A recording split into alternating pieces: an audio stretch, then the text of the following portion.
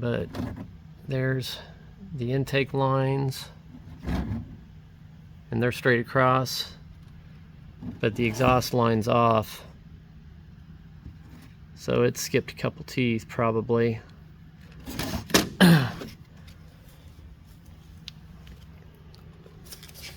And I didn't have to pull the CVT cover. Everyone says to turn the pulley on the other side, which I just turn it clockwise on this side by the nut, and found the timing mark on the top. And there was a bunch of different marks on this. So basically I dropped a welding rod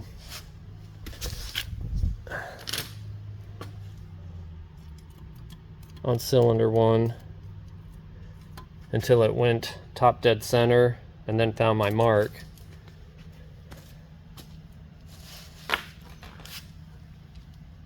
So we'll get that changed. I got gaskets coming in. If you're doing this, you'll probably want to go ahead and change the tensioner. Go ahead and get the updated motorcycle tensioner for it. I think I got the cheap one, 50 or 60 bucks. This gasket on Amazon I think was $10. That's the stator cover gasket. And then the valve cover seal, I paid like $18 on Amazon shipped. I'll have it next day.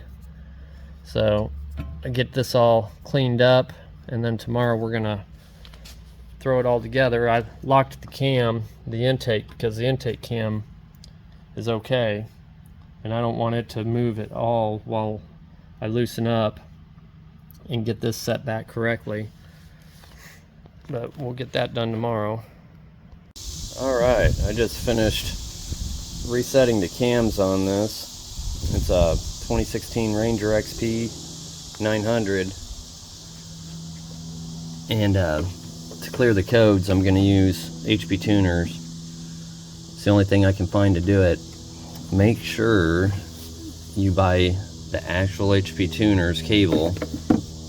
No other cable will work. Their cable, this is a Chinese cable. It doesn't have any hardware in it, and it won't detect it. You have to have the HPtuner cable. You'll plug it into the diagnostic port.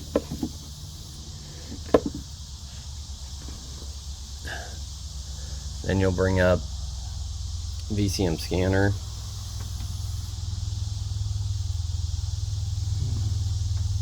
Go to vehicle, connect.